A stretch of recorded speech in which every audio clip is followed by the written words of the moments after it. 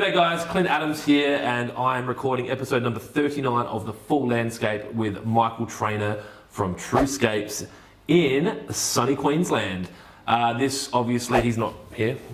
He's in the Zoom somewhere. I don't know. Duffy will put it somewhere.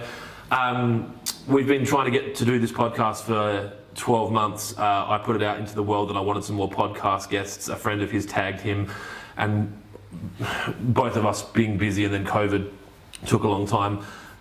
If you're in the landscaping industry anywhere and you're looking to improve the way you're operating and looking for ideas and looking for a fresh perspective on landscaping, this is the podcast for you. Michael and his business partner are deep in the growth of their company. They talk in the podcast, he talks in the podcast about growing his business 600% in the next 12 months and moving into a national concrete business.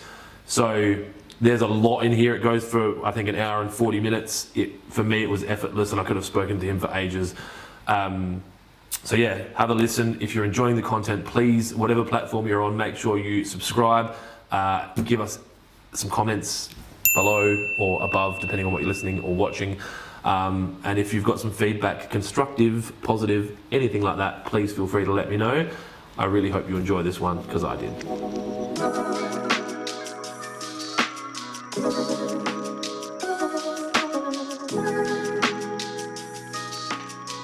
Thank you for finally, not that you're the finally, I'm the finally, but I'm really glad that we finally got a chance to do this. Just to give people some context that are listening and watching, I posted on Facebook probably close to a year ago that I was looking for some podcast guests. I think Brett Campbell tagged you in it. Back then.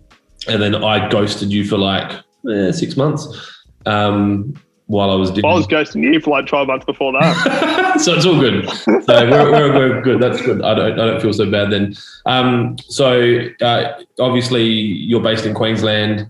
I would have loved to have come over there to do the podcast. The reality is, with the instability of border lockdowns at the moment, it's not practical. So hopefully everyone watching or listening, this is going to get some good quality through the Zoom link. We'll only find out once it's ready. So I guess to get started, if you can just give me a bit of an intro around you and what your business is about. And I guess if you can kind of cover off a little bit about how you got to where you're at, like if as far back as you want to go, if previous jobs or schooling, or how it all came to you becoming TruScapes. Yeah, so I'm Michael Trainor. I'm one of the directors of TruScapes up in Queensland. We're I don't know what we're aiming to be at the moment. We're like a boutique design and construction company. We've been around for 5 years. As of 2 weeks ago, we hit our 5-year mark, so that was pretty exciting. We didn't get to celebrate that as much as I wanted to, but it was a nice milestone. I think we were one of, only 4.8 out of 100 businesses actually survived their first 5, so it felt pretty good to be one of those companies. We kicked off, Scotty, my business partner, and I went to school together in high school. And in all honesty, we actually fucking hated each other in high school, and then we became best friends after high school. So I don't know what it was. We just weren't friendly, and all of a sudden we became best friends. We became inseparable. We went through our prospective apprenticeships. I did a shop fitting and joinery apprenticeship, and Scotty did a carpentry apprenticeship. Yep. We kind of went through all that together. Life kind of happened. We continued staying in touch. We'd help each other. We both had kind of like small businesses as we went through. I had a handyman business. Scotty had a fencing business, and we kind of just were always helping each other out, like nearly every second weekend.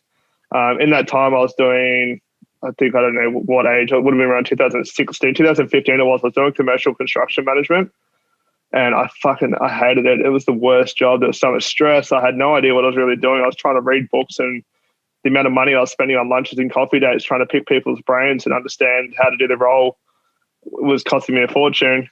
And I ended up getting fired or let go, which sucked at the time. And then at that time, Scotty was going through a bit of his own stuff. He had his a fencing and landscaping business, kind of. It was with his brother. Yep. And they were kind of kicking off. And then they started getting a little bit of tension, and that partnership was dissolving fairly quickly. Yep. So we decided to, I jumped on board and gave him a hand on a few projects, and then we were sitting down having a beer or a whiskey one Sunday or Saturday, and we thought, fuck it, let's create a company to go and have a crack. So that was... So we... So you were 2000 contracting to each other at the yeah, time? just kind of Yep. to each other. Yeah, just kind of contracting to each other. And we sat down and we kind of started throwing around names and other bits and pieces. I think Scotty came up with the idea of having Marblescapes because he liked Marvel. So we went back to the drawing board, and then TruScapes kind of popped up. And we thought, because we're all about trust, transparency, Truth. all that kind of stuff. Yeah, truth. And we thought, fuck, that's a really cool name. TruScapes seems to pop, and it could be a name that we can kind of brand up. Yep. And we didn't really have any idea of what we were going to build. We're both at a point where we're not desperate, but like we're already doing it. So we thought, fuck, let's just keep going, let's push. And yeah, that was 5 years ago, and we've grown into spaces and places that we never thought was possible. To be honest, we just weren't aware. What size is your team? I'm assuming you've got employees. So we have, including contractors, we've got 25 staff now. Yep. And so you have regular contractors that work for you, or like? Yeah, so we've got 9 full-time staff on books. Yep. And then the rest are contractors as we need them. Yep. So that you just choose those specialist fields, whether or not it's carpentry or wet lay paving or. Yeah, where they pay. Sparky plumbers. Yeah, obviously Sparky. Waterproofers. Yeah, for sure. So we just bring out our blockies are probably a big one too. We do a lot of rendered block walls up here at the moment, so keeping them busy. Renderers, painters. We've got a nice little team going at the moment. It's working the way that it should be for now until whatever other challenge comes around the corner. So what part of Queensland is it? Where are you based? Brisbane. So we're based in Loganholme, but we are literally smack bang in the middle of Brisbane, Gold Coast and Ipswich, which is where we started our business, which is Ipswich. Yep. And then we've kind of just moved our way to the centre and moved our way out of Ipswich because it's not a demographic or an area that we want to continue pushing on. So will you push more for the work in the Gold Coast than Brisbane, or it's kind of like whatever comes? Yeah, it's really depends on the people, the people that come to us. Depends on the project. And depends on the profitability of it, and then we'll kind of make the decisions based on that. But we kind of have a discussion before we go ahead and take these projects on, and which one we want to really capitalize on and spend the time on. So is that based on the fact that you're in a position now where you have more work available to you than you need to take on, so you can be a bit more selective around what you're doing? Yeah, it's a double-edged sword too, because we have to think about our business first and about what's going to help our reputation. So like I said, we're getting about 35 leads a day at the moment, which is like, if you had told me this 5 years ago, I would have said you're fucking crazy. Yeah. But I'm trying even for me, we deal with a lot of landscapers, but 35 leads a day is unmanageable. I don't even, how are you dealing with that? I'm not though. Yeah. So therapy is one. Yeah. I was going to say, and rather than actually doing that, you just do a podcast. Yeah. And I think I have learned myself, and I don't know if you've gone through it as well, but like you really have to manage what fills your tank first, and everything else will kind of flow on from that. Because I went through and the business owned me for a long time, and that led into huge amounts of anxiety, burnout, all these things that I wasn't ready for. So even coming back to the 35 leads a day, our popularity has grown, and it's great. Don't get me wrong, it's everything that we've ever wanted. But we weren't ready for it. I wasn't ready for it. And I felt like for about 2 or 3 months, I was drowning. So I'd have to get into the office at 4 or 5 o'clock in the morning. I'd have to figure out who I need to talk to. And then I had people complaining and saying, like, you're not getting back to me.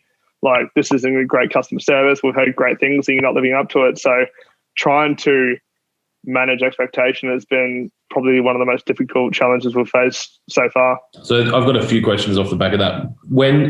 When did the leads start jumping to that height? Like, is that kind of just off the back of COVID, or are people now? Yeah, I think COVID's a huge amount. I mean, our Instagram following is punching up. I think we're close to probably 17,000 You're followers. above 17,000, because I actually jumped on your Instagram just before, and I wasn't following you personally, and I was like, holy shit, that's a decent following for a landscape company. Like, obviously that's it's really good, and it's something that we generate a lot of interest from, which is good. I think it's probably not even an interest. It's what it is it's a reinforcement that people are making the right decision. Yeah. I mean, people want to do what people like them are doing. So, I mean, if they see someone that they kind of assimilate with or like kind of see themselves in, then they want to do much of the same. Yeah. If that makes sense. Yeah, Does that make sense? It's branding. I understand. Like, a lot of the guys that I deal with over here, and I'm really interested to learn a lot more about your market as much as your business. A lot of the money, they're so busy from referral work that they don't really need a website, logos on cars, and Instagram. But all of those pieces help when someone hears that name from a friend. and it gives them a point of reference to go, oh, okay, yeah, they are pretty good. That does look nice. They've got a decent profile. They have got a website. Like, yeah.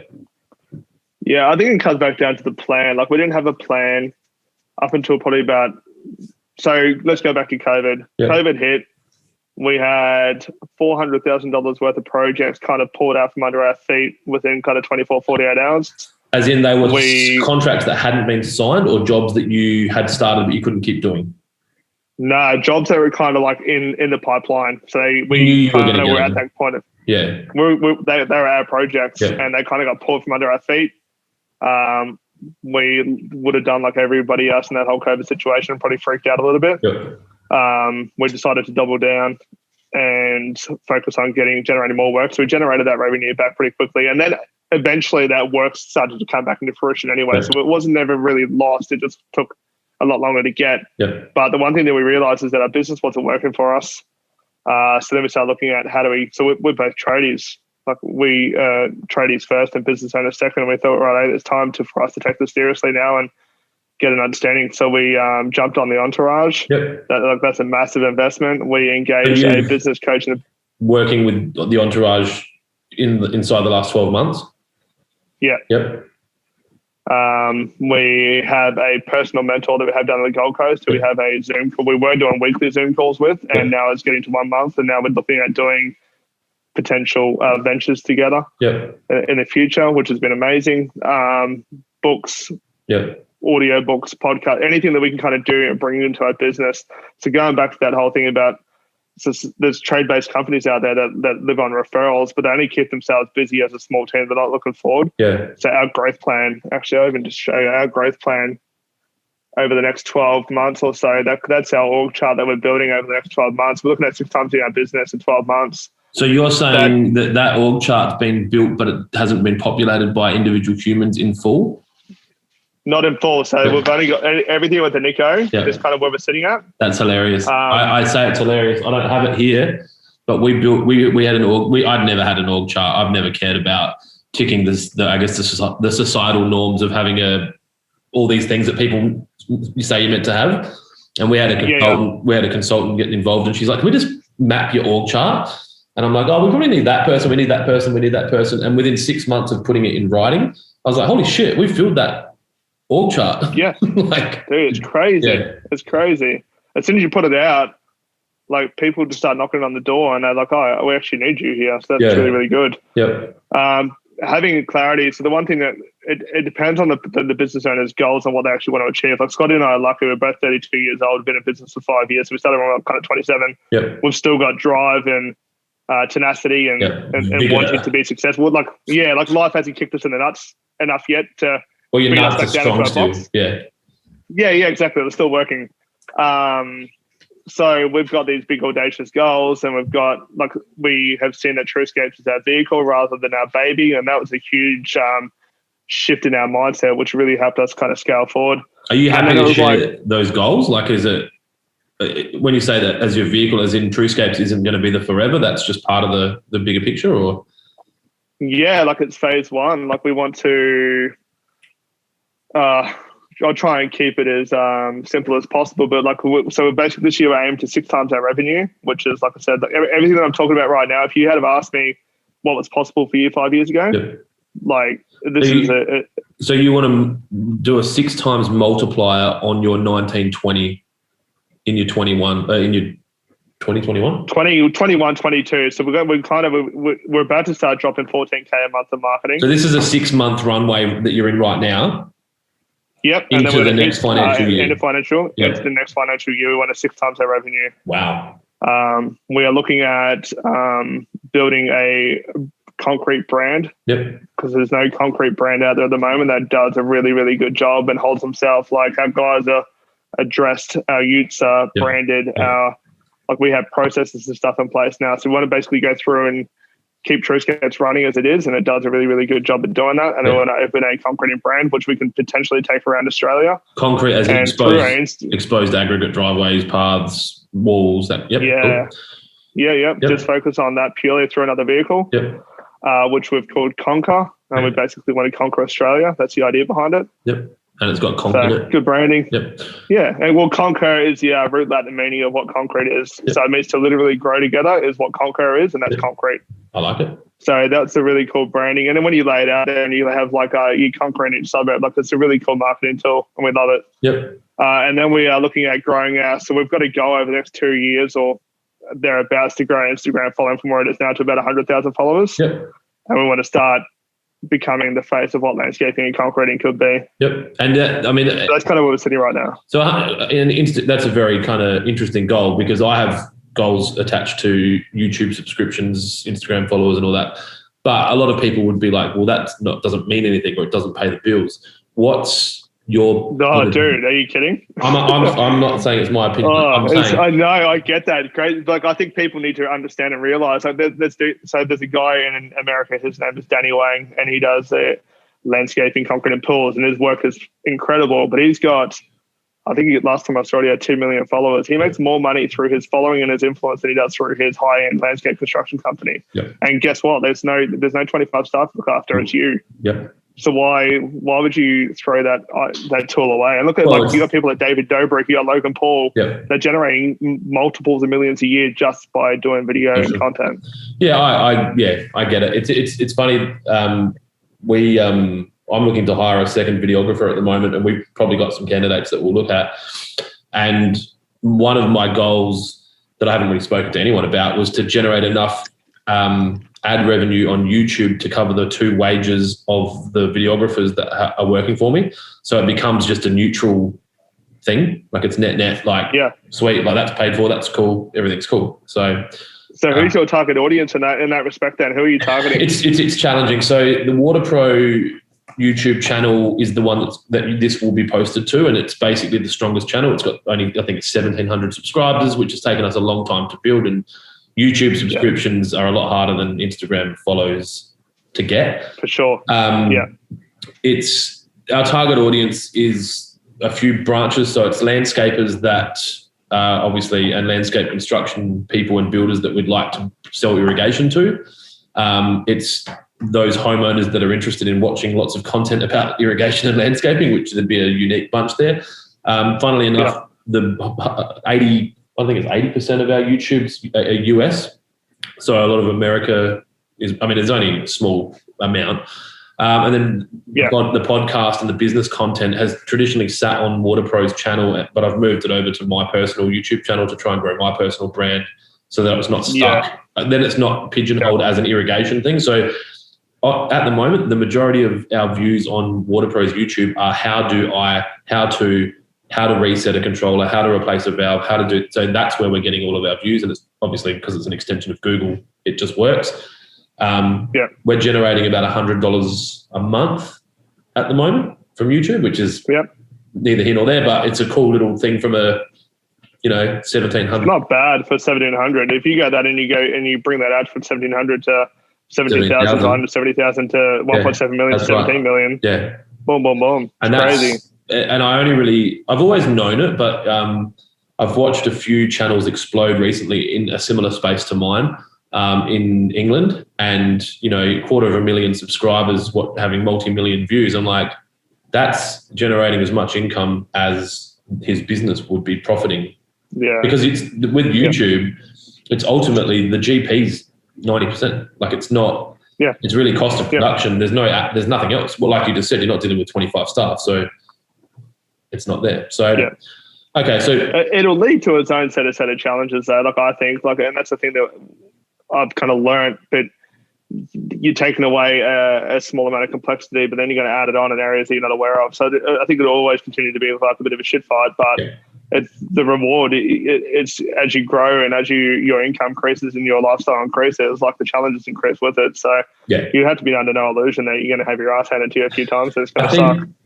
The challenges that are probably going to affect me the most moving into that is public scrutiny and being comfortable. Like everyone says, or a lot of people say they don't care what people think or they don't care about comments on YouTube, but ultimately, like you get a few people throwing stones, some of them hurt, and you kind of like, you have to. Yeah, we get that in our industry now. Like there's a few landscaping companies directly that have sent us with our Instagram and how we've done it. Like that was planned. Like it wasn't like it was just off the cuff thing. We had a plan and we stuck to the plan and the plan worked. Yep. And we haven't spent that much time on it lately, which is why it hasn't grown as far as what because we've kind of, the one thing I've learned in business is that what you direct your attention on is what grows. Yep. But if you try and spread your attention across, say, 10, 20, 15 different, 15, Yeah. 10, 15, 20 different aspects, it's not going to really do stuff. So if you super intensify on one, it'll grow, but then you also, everything else will die. So you got to try and come back over. Yeah. Where was it going? So I'm experiencing that now. It's that spinning plates. I've got 3 separate companies, and now we're about to open a 3rd location. And I went to one of my businesses today that I hadn't been to for 5 weeks, and that, I shit you not, this is a 10-person, $4 million business that I haven't been to for 5 weeks. Like, there's no way. Awesome. It's great, but there's no way that can't have a negative impact in some sliver. So yeah, for sure. Yeah, and I think that the challenges, where you were going, the challenges that arise are the distribution of your time and energy, and working out where that's best served. And I think obviously as you grow and you'll experience this, the time that you have available for things that may not be as important to you, which might be spending time with people that you have traditionally spent time with, or people, or even being able to spend the same amount of time with staff or key stakeholders, suppliers, customers that you might have spent in the past, and people might not understand that because you're trying to scale out. Oh, the power of no is incredible. What I was going to go back to actually with that Instagram following, as we grew and the plan that we used to get to where we are, we've got a lot of scrutiny from other landscape companies that would send us private messages saying like, you guys are nothing but like posers and this and that. And like, it's all words. The one thing that I've really learned since we've grown our business is that what people say behind you about you, but like what people say behind you about you behind your back is none of your business. I mean, when I first started the business, I was in every Facebook community group, making sure we're getting a good reputation and what was happening. And I was commenting, and then I just got jacked with it. I was like, fuck this, I'm out. So like now we just kind of do what we think is right every day. Yep. And if it works, that's amazing. And if it doesn't, we got backlash behind the back. Well, then fuck, it's not really, we can't do anything about it anyway. You can't change someone's opinion. No, it's fatiguing. And I'm experiencing that, obviously with where I'm still involved in a lot of the Facebook groups and the communities and answering questions. And some people are going to say things that are completely incorrect and untrue. And like you said, you can't change their mind. It does, and I guess for you not seeing it, it can't affect you. But by watching it, it can affect you. And it's probably what's contributed to the anxiety levels that I've had over the last 24 months is trying to run all my companies, and then at night, like keeping those communities clean, and then it's just fatiguing. You're just kind of like, I can't do this anymore. Like, how do you manage it then? I just keep, but now. Like for yourself, and like this is what I was talking about too. Like, how do you manage yourself first? Because I think that's where it all comes down to. Because if you start to, you have to set rules. Die out. Yeah. So for me, boundaries. And this is super recent for me, but like at the moment, I'm not drinking any alcohol. I'm exercising every day. I'm meditating every day. These are things that have been in and out of my life for 5 to 7 years, and when I get caught back in the habits of drinking regularly or not eating healthy or not exercising or not meditating, I fade off. And then I have a crash point. Isn't alcohol a bitch? Alcohol and I have a very unhealthy relationship. It's bad, man. It really can take away a lot of your time and energy. It really is crazy. Well, today's like day 6 alcohol free for me. And I would have had no more than 20 alcohol free days last year. So that gives you some kind of context. And I haven't talked about it too much publicly because I'm the guy that's like always giving up alcohol or always going back to the gym or always like, because I've got so much shit going on. I'm like, fuck, I need to get back to eating healthy, or I need to get back to this. But then because I'm such a public, I'm like, hey, I'm back at the gym. So I haven't talked about it because I don't think anyone wants to hear. So for that side of things, I'm just like working that away in quiet now, just doing my thing. I think people do want to hear. I think because your target audience is like, I'm guessing it's landscaping companies and other landscapers. Yeah, landscape. So basically, in Adelaide, it would be the Adelaide version of you and the 80 and their 80 competitors.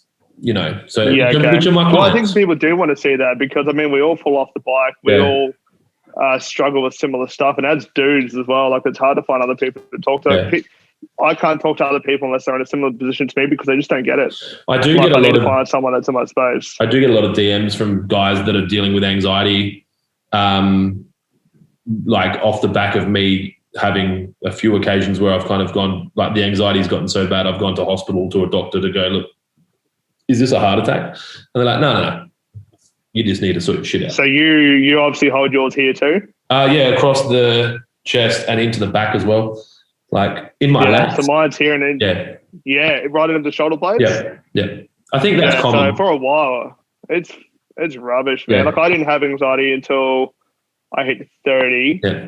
And then all of a sudden it came on and I thought, it's my relationship, it's my kids, it's my business, it's my business partner, all this stuff. And I was like, it's fucking me. Like I need to sort my shit out. Well, I think sometimes it can be anxiety is anxiety.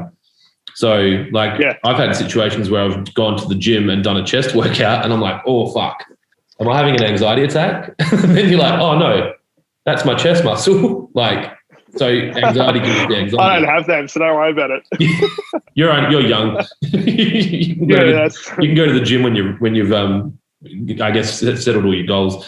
But no, it's the same. I was just going to say to you, like I've set up the same routine. Like I get up every morning at 4 a.m. now. I make sure I'm in the gym. Yeah, I do that because that kind of sets my day up. 4 a.m. is fucking like I'm 5. I'm really comfortable with the number 5. So 5 a.m. every day of the week, no stress. I need to move back to like probably 4:30 at some point. The problem I did it like this morning. I was up at 5, and I've got the young kids as I know you do, and I've got a Labrador who's an idiot. So at 5 o'clock, I'm up. My Labrador's doing laps on timber floorboards with overgrown nails, like looking for some food.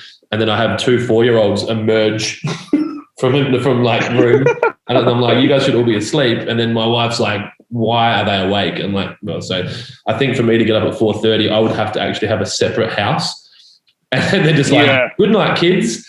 And I'm sure some people do this. And then I go live in that house and get up and go to work and then come home. And so maybe I'll buy the house next door and we'll just kind of do that. But how do you go with that, getting up at 4? Like, do you sneak out? You wake people up? Or you kind of... No, I kind of just keep it. I've got a 2-story house now, and I just kind of keep my stuff ready for the next day downstairs. And I literally just get up and sort of make sure that's silence, which it is. It's awesome. I get up, head downstairs, and just get dressed in the 3rd bathroom and just head on out the door. Yeah, because I've got 2 dogs too, but I've just set up a house for them in the garage and a doggy door, so they don't even know that I'm awake. Yeah, because the same thing. Like as soon as you let them inside, the whole fucking house is awake, and then there's your day gone. Yeah, because that's the thing too. And you'll probably go through it as well, but like.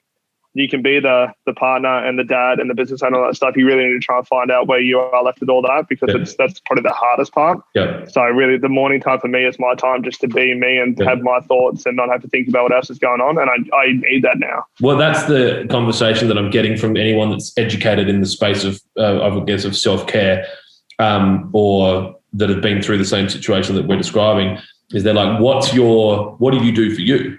Like, and then I'm getting asked that question now. I'm like, I run a business. And they're like, for you. I'm like, no, I love running business. And they're like, me too. You need to, like, there's got to be something else. So, but no, there's not though too. And I think that I had a bit of a weird moment too when I got to like 30, 31, when that kind of anxiety started. I was like, I don't even know what I find fun anymore. Like, I don't know, but you know what I do find fun? I find fun in building a company and doing designs. And like, I live and breathe it. Like, I can't even go into a fucking cafe anymore without working out what the overheads are, how many staff they have, what the revenue would be. I can't not do it anymore. And like, I went to Hamo for a week's holiday a couple of weeks ago, and I'm looking at the landscapes and how they structure it and what was being done, and I'm taking notes. At home, Hamo being Hamilton Island. Oh, sorry, Hamilton Island. Yes. Sorry, I went to Hamilton Island. Queenslanders. Yeah, it was my first holiday. I'm 32. It was the first holiday I've ever taken with my family. The first time I actually could afford to go on a holiday. So that was a really cool milestone for me, and I loved it. Like, it's a place that it blows your freaking mind. Went snorkeling on the Great Barrier Reef. I got to take my kids. They got to see massive sea turtles and clownfish and dory and all that stuff. Like, it was just a great time. But the whole time there, I'm thinking, like, how do they pay for that house? Yeah. There was a boat up there called the Murcielago that's worth $5 million, and the owner of Cotton on it should probably have it. Yeah. How the whole thing's structured, like, I just can't switch that off anymore, and I don't want to either. Well, I think I have a very similar brain to you, and I self-diagnosed alcohol was something that I was drinking to try and stop that activity. Quiet it down. Yeah. Yeah. Otherwise, it doesn't stop. But I don't know that it has to stop. I think it's not unhealthy if you can learn to channel it correctly, and set some rules. Well, that's the same conclusion I came to, yeah. And like the thing for alcohol for me, like as I got older, like it You're really 32. affects my sleep. And As I got older. Yeah, as I got older. But like old man. my sleep was horrendous. Like I'd go to sleep, I'd die to sleep at 8 o'clock. Yep. And I'd be awake from 2 o'clock and I wouldn't be able to shut anything off. And then I'd feel like a zombie all day just after having a couple of beers. What are you sleeping at? What time do you go to sleep now? I try to aim to be in bed and asleep by about 9 o'clock at the latest. Yeah, so that works for 4:30. So I'm pumping, mine's 10 at the latest, so then to 5. So yeah. But that makes sense. Ultimately, well, I kind of quiet the house then. Once your kids are asleep, young. like that last hour, what else is it to do? If you push from 9 till 10, you're just going to watch TV or do something stupid or watch YouTube or like, for me, I find if your brain sounds very similar to mine, like I can't do any quality work in those hours anyway. Like I couldn't read a lease document or draft a long email or prepare a quote or whatever. Like that's 7 till 11 for me. Like in the morning, I can't, that's when my brain's doing that stuff. So you might as well go to sleep. Makes sense. Yeah, I enjoy reading a book because I found like I probably get 10 pages in and then I'm gone. That's but perfect. That 10 pages then kind of festers in my head as I'm sleeping. And business books, or are we talking like Harry Potter? No, I don't read. I want to be learning. So like I grew up in a area in Redbank or Ipswich, and it was like a low socio. We didn't have an education. Yeah. So like I want to make sure that everything I'm doing, I'm learning something all the time because I feel like the more that I know and begin to understand shit, the more that I realize I've got no idea about anything. So yeah, you don't know. I want to learn about. Yeah, exactly, and it's a lot. Yeah. So I learn about mindfulness. I learn about trying to be a good partner in relationships and how that works because I've had a failed marriage. Like I got divorced when I was 29. Yep. Now I've got a new fiance. So how do I make that work better than what happened last time? How do I be a good dad? How do I run a business? Yep. Like there's so much to learn. It doesn't ever stop. Ridiculous, man.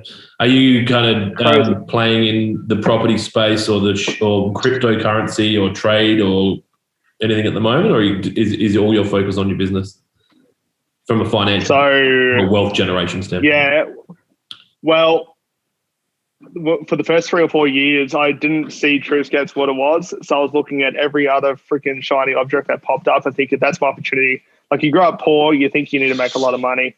So I'm trying to look for all the get rich quick schemes and it was just fucking me over. And then I finally realized like you've already got the vehicle in front of you. Yep. Let's drive this until it gets to a point. We've done a few projects. My business partner and I brought some flippers, wrong area, not enough capital. Yep. We lost money, but I'm glad we did it.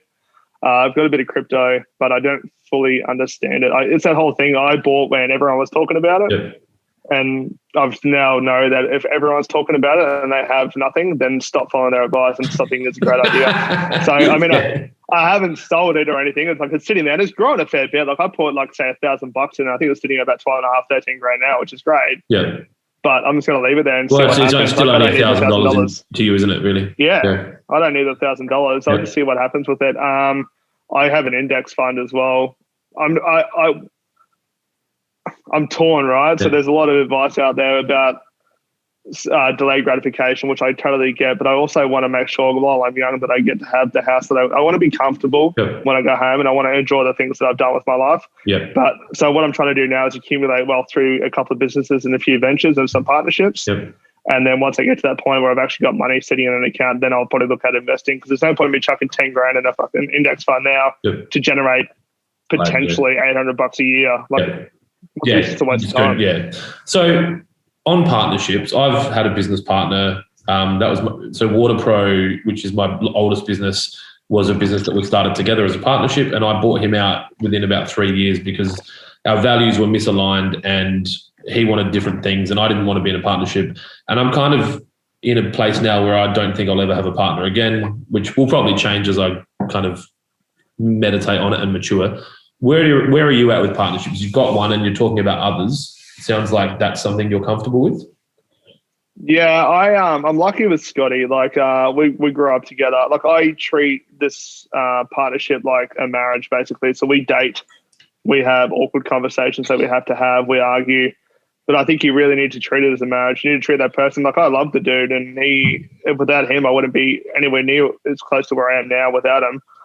So I think it's about respecting that person. I think what happens is a lot of people jump into business together without a clear definition of like what it is you expect out of it. Yep. And then like it's like a relationship. You jump in out of lust, and you start dating, and then all the negatives and positives pop up. I'm lucky that I already knew it was Scotty's fault. He already knew mine. Yep. And as a business partnership, he does everything that I can't stand about business, and I do all the stuff that he can't stand about business. So we kind of work together, tackling all the shit that we don't want to tackle for each other. And to be fair, you were dating for a decent time as business partners before you went in and got married.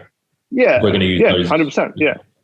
Yeah, that makes sense. Because I think it's like any relationship, you jump in and you only see what you want to see. Yeah. And then all you want to do is give your best to that person. You can't play that game forever. Like we all have that flaws, and I drop the ball some days. The thing I love about our partnership is that when I drop the ball, he steps up double and really runs forward. And when he drops the ball, which happens, we just kind of go through these ebbs and flows of life, and we kind of carry each other through it, which I can't ask for anything more than that in a partnership. Yeah.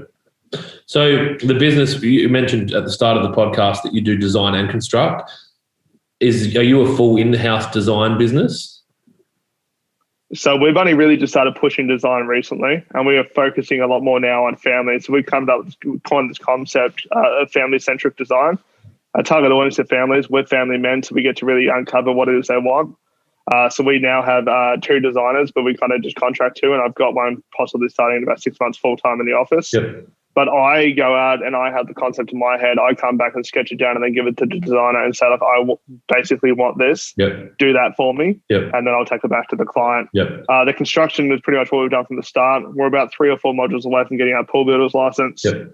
And I think we're probably a similar schedule away from getting our builder's license as well. When you say, so a couple of things. So with the landscape design that you're getting done, are you presenting them with your logo on them? The designer's name's not kind of... Yeah, it's all ours. Yeah, beautiful. Yeah. It's just interesting. Obviously, when I'm doing these podcasts, it's important. I'm trying to think from the point of view of the people that are going to be watching it. And obviously, there's guys in South Australia that either have staff as designers or they have contract designers or whatever. So it's interesting to know. So from a licensing standpoint, over here in Adelaide at the moment, there's a big push from the Landscape Association, which is the body that represents the landscapers, to push for the landscape contractors to be licensed and then to create more branding and marketing to the general consumer around the importance of using a licensed landscaper. How mature is that attitude in Queensland, and is there the cowboys are out there still, or it's kind of tightening up? Is it a similar position? Oh, dude, there's cowboys in every trade, every demo, like every industry. Like they're always there. I now focus a lot less on the competition and focus more on what we're doing. I used to be really like on top of that. When it comes to licensing, Queensland's super tough. Like we have our structural landscaping license at the moment, and we have our concreting license. Yeah. Like I said, we're going for a pool builder's license and then full builder's license after that. Yeah. But it's funny, like out of the amount of projects, like in a year, let's say we'll do maybe 150 projects a year, maybe 200 thereabouts. Most people don't give a shit until it's too late. And I get that, and I think it's the same here. No one ever asks to see a license. No. And that's whether or not that's good or bad. It's over here, I'm pretty sure, and this can probably be fact checked by someone that watches it, that if you're not licensed and you do perform the work, that the end user is not actually liable to pay you the money if they don't want to. If they go, all right, I just need to see your license, and they can turn around and go, actually, I'm not paying you because you weren't licensed to do the work. So it's interesting, and it might be the case over there. I feel like potentially. I feel like South Australia's it's heading in the right direction. It's probably slightly immature, and there's a lot of blurred lines where some of the landscapers are licensed to, say, build a retaining wall to a metre. So that's a thing. So there's like retaining walls to a metre, but then there's retaining walls above a metre. But then on their license, it says retaining walls to a metre, and then they go build like either a terrace, two 1 metre walls to try and get past it. Like, so it's still, I think there's probably, the government hasn't caught up with the speed of commerce, which is very obviously normal for things. So I was interested just to understand that. So, well, you're right. Continue. Sorry. I was going to say, with you going from the licensing for pool building and then into full construction, is that with the intent of building the full outdoor room into the landscape, or are you looking at eventually moving into building homes and construction, or just having it? or do you need it for stuff that We're you're not- looking to do? We don't necessarily need it. I think, especially in Queensland, your builder's license used to be something you get given it. Now it's really, really tough. So I think I'd prefer to have it and not need it rather than need it and not have it. Yep. So it's becoming harder and harder to get, and we've found a way that we can facilitate that. It's going to cost us a lot of money, but I'd prefer to have that attached to the business. Anything that you can do as a company, and I forget that we're actually talking to other landscape construction companies here, and that's probably one of the reasons why I love the podcast, because there's so many areas we are literally dropping the ball, and I know that we could do better on. So it's good to get other ideas and other ways. But it comes back down to that trust. Like, I mean, we are Master Builder, part of the Master Builders Association. We're part of Landscape Queensland Association, which we have all our licenses.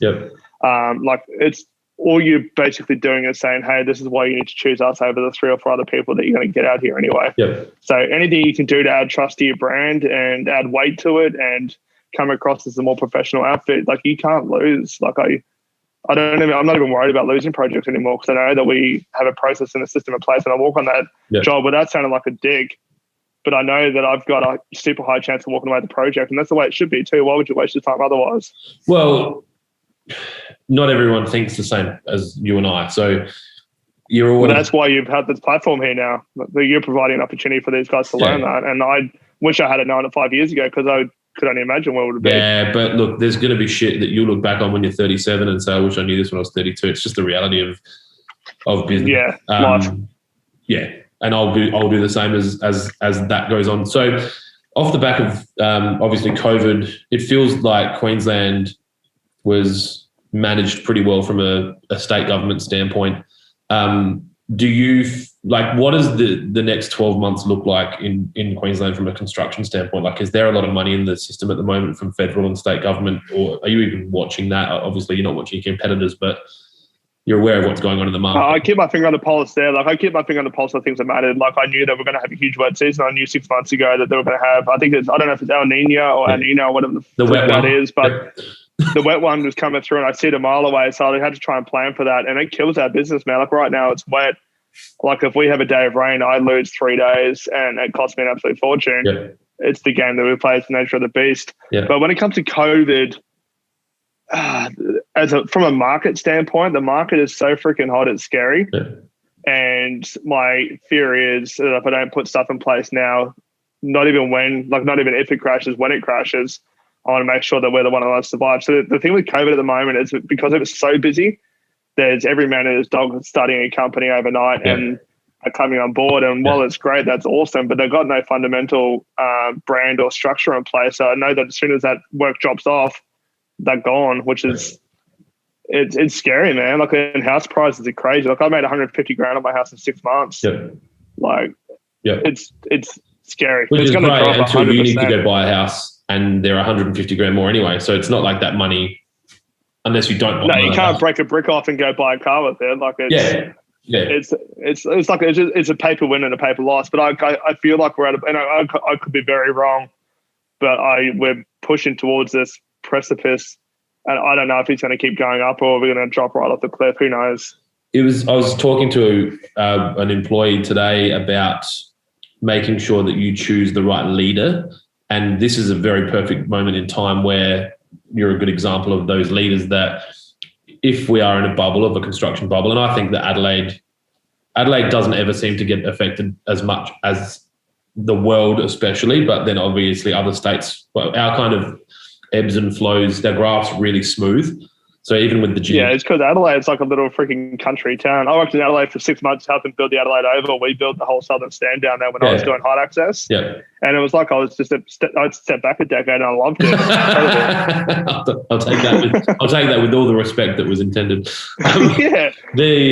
So like, obviously when shit goes bad, it's not that bad. So GFC, everyone was kind of okay. But we also don't have those mental, like, Western Australian mining boom where, like, everyone's printing money. So it's nice. And people say if you can create a business in Adelaide and do well, you can do it anywhere in the world because of there's not that much feast and there's not that much famine. It's just this consistent kind of plateau, which is a good place to be. it's nice, and it's because I think a lot of reassuring off the back of COVID. I mean, we're trading.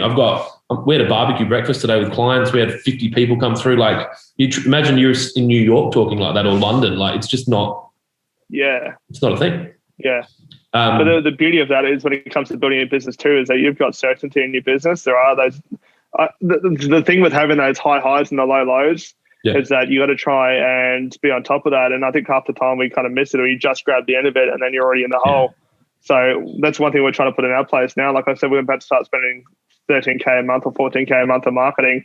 But I now know with our engine that we have in our business, if I put that amount of money in, I'm going to get this amount out. And that's not to do anything with market or value or anything like that. It's just there's certainty in that. So I may get more, but my minimum is this. In a buoyant market, there's obviously going to be a resource shortage of some sort. What do you see as your resource shortage for the next 12 to 18 months? Resource. Human. Material. Material is even hard to get. So like even just trying to think. Vehicles is one. That's pretty interesting. Like we bought 3 utes about a month ago now. We got one delivered and we've got to wait until July for the other 2. Yep. We're looking at purchasing a truck and there's a 9-month wait time on that. So like vehicles is a huge shortage at the moment on that. Yep. And then if you go ahead and buy secondhand, you're spending probably 10, 15K more than what, like we bought a brand new Isuzu D-Max Trayback. Yep. The cheapest secondhand one I could find that was 2 years old was about 36, 37 grand. And I picked up a brand new one for 31. So like it's weird. Like I don't even understand it. Material is kind of getting a little bit harder to get and the prices are rising because of the supply and demand of that. People, I don't know. There's obviously going to be a shortage. Like block layers and bricklayers are becoming harder and harder to get. But I think if you can be a company that people want to work for anyway, then people shouldn't be your issue. Because we're getting, I know we had a meeting with our guys the other day and there was a bit of in-house stuff going on. And I said, like, we're getting 5 to 10 inquiries or applications a week across our desk of people that want a job. I can't physically take on any more people. But I mean, if you guys you don't want to be here, if you're dropping the ball, you're not living up to our values and our vision, then you can probably do us all a favor and pack up and we'll grab someone out of that pile and put them in the seat. And I wasn't trying to do that in a dick way. It was just kind of saying like there's people out there that want to work and they have the skill set, so stop dropping the ball. Those are probably, I wouldn't say there's shortages. I think there's just it depends on where you are as a business. I mean, it depends. You could ask another company and they could have huge dramas in certain areas and it might be a different story. What triggered me to ask is there's a massive shortage of qualified landscape construction staff available in South Australia at the moment. So I could place 10 full-time employees right now. And for me, I talked before about the landscape contractors not being interested in advertising, maybe not putting logos on their cars or not pumping too much onto their website because these guys are booked up for 12 months anyway or 18 months and are all the time. And if I could walk into their office right now and say, here's a supervisor and 2 labourers that work well together, they're yours, they'd take it like that and just run with it. So it's interesting that you're talking about putting in say $14,000 a month marketing funnel because my first thought was like, who's going to do that work? Because here they'd be like, yeah, that's great, but we can't physically do the work. So it was interesting to hear that there's obviously...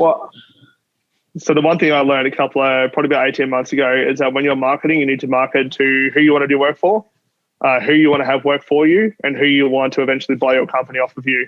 So like I always try and keep those 3 things in my mind. And I think our marketing is doing a really good job. And like I said, we've got people that are wanting a job here and like they love that. And we've just had to tell them to wait. But I think they want to be here. The culture that we have is like one of it, like and I don't see it in any other trade, and that's the reason why I love it. I'm so hard on it, boys. Like we rock up on a job site in the morning, you got 10 dudes out the front cuddling each other, asking how your night was, how's the missus and the kids. Like we actually really enjoy each other's company. I'm trying to have, it's a really good place, man. And like we have music pumping, there's the esky full of water, and I want them to come and I want it to be a place that actually want to come and enjoy themselves. Like if you're going to spend 10, 12 hours a day on a site, more time than you're with your family, you may as well freaking enjoy it. I agree. So we're really trying to have that culture of like, I can't wait to get to work this morning. I can't wait to see Dave and see how he's going and see what was up last night. And so I am really, really proud of the team that we've built. And I'm really proud of, we basically want to create and generate the next wave of tradesmen. I want people to be vulnerable. I want them to say, like, I've got an issue here and I want help. And I think gone are the days where you can sit there and call you guys little bitches and tell them to harden up and stop being pussies, because the reality is that we've all got that shit going on, and if you can't come to your employer or your teammate or your workmate, then who can you go to? Yeah, I think that's good. I think that it's I see a lot of synchronicity between the way I choose to run my businesses and the way you do too, because I always look at that. I've never actually articulated it as make sure you're marketing to those three sides of the triangle, but it's been something that I've been conscious of to go, well, I don't want to have a shortage of available staff, and I know that the stuff we're doing on social is not just being looked at, so that when we do I didn't even worry about posting we're looking for another digital media unicorn, which is a name that I know Duffy loves. I keep pointing to him. He's sitting there. What's up, Duffy? How you going? It's funny. I think digital media unicorn is all well and good for me because it's funny, but it's not the name I have to put on rental applications, and it's not the name that I have to put on LinkedIn. Like, it's the name he has to put on LinkedIn. But I just posted that on my LinkedIn and Facebook, and we've had, 6 or 8 people email us with applications. So I haven't had to pay sync because we've got enough of a brand now that people, and you're probably in the same position. Like, you just post it on your socials, we're looking for a new whatever, and it's there.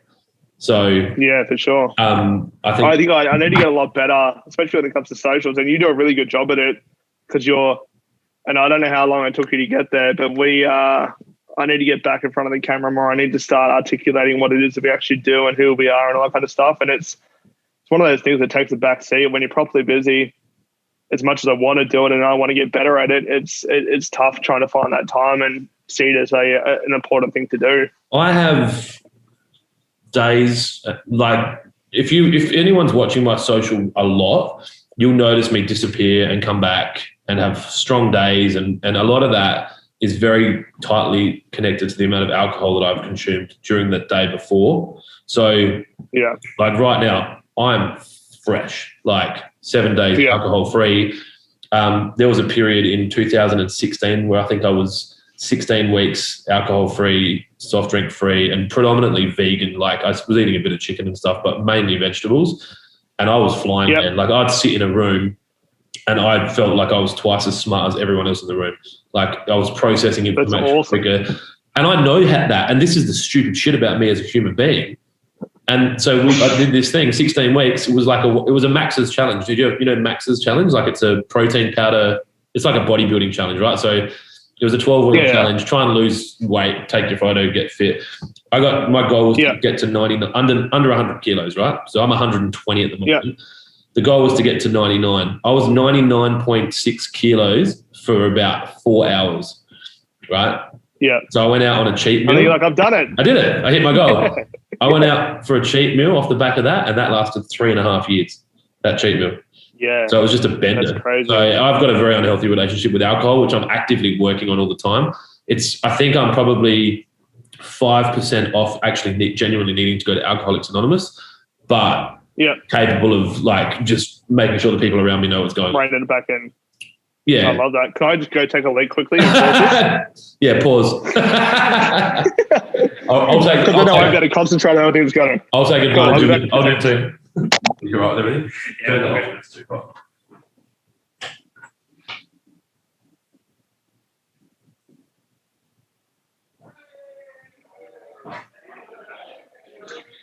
Someone's in there. All right, I'll just quickly review where we're at with my questions.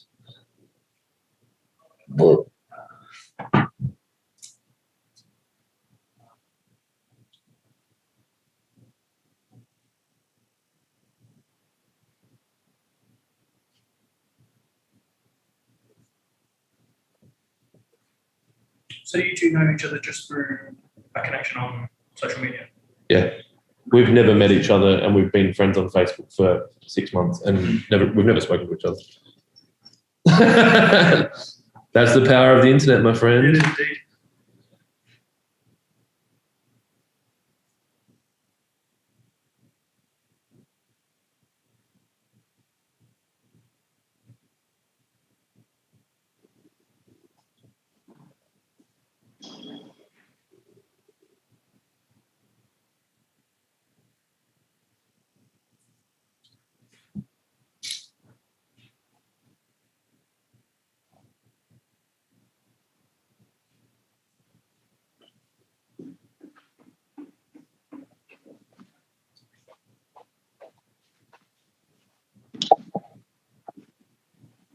All good? All right, I feel like a new human again. Yeah, I didn't need to go to the toilet. Went to go to the toilet, got there, someone was in it, and I just went, this is going to be shit, because I've now, like, prepared. My bladder's like, yeah, let's do it. But we'll be right. So, obviously, whenever I do these podcasts, I kind of have this idea of the things that I want to talk about, and I write a list of shit, and it's pretty generic, and it's, you know, kind of business-related questions. Now, you're a very easy guest to podcast because you've got a lot of information that you're happy to share. So I haven't really touched many of my questions, but I want to go through a few of things just to kind of make sure that I tick off those kind of like standardized questions. But before I do, you mentioned the entourage before. Obviously, Brett Campbell was the person that connected us on social. Obviously, he's involved with them in some capacity and tight with Jack. Is that the link? Is that how you got involved with the entourage? No, so I got involved with the entourage. There's a company in Melbourne called Outdoor Vision Landscapes. They were with the entourage. Yep. Outdoor Vision. Yep. And they did a testimonial for the entourage, and they are awesome dudes, man. They're very similar to Scotty and I. They've got the two personality types. Scotty's like a strong, soft-spoken. I'm the oversharer, the visionary, the guy that wants to go and tackle the world. Yep. So they've got a very similar partnership, and I saw them, and I just saw Scotty and myself in those two dudes, and they were talking about how they grew their revenue. I can't remember the numbers. I think it was like 180K to 700K in the space of 6 weeks. Like they hit all that 2-year target goals in 6 weeks, and I was like, fuck, like if they can do it, we could probably do that. Yeah. And I had been following Jack for probably about 5 or 6 years. Like I've gone through a huge personal growth, and like I said, I grew up in a low demographic, and kind of you're always told that you're going to be nothing. So I kind of hit 25. I had 3 kids by the time I was 25, and then I was like, what the fuck am I doing with my life? Like I'm a dad of 3. I'm living up to the expectation of Ipswich, which is where I was living at the time, which for Adelaide, trying to think of a really shitty area in Adelaide. You don't need to say it. But there's like every city has their we've got north and south. Yeah. So. Yeah, we've got similar as well. But so like I hit a point at 25 where I was like, I've got 3 kids and I don't even know who I am anymore or what I'm doing with my life. So I hit this whole personal development journey, and Jack DeLosa was soon into that. And then I got to a point, because the course is not cheap. Like I'm aware. It's a proper investment. I've been in their funnel before. I actually had Jack leave a voicemail on my phone once because I was being such shit. Like that's how much they wanted to sign me up.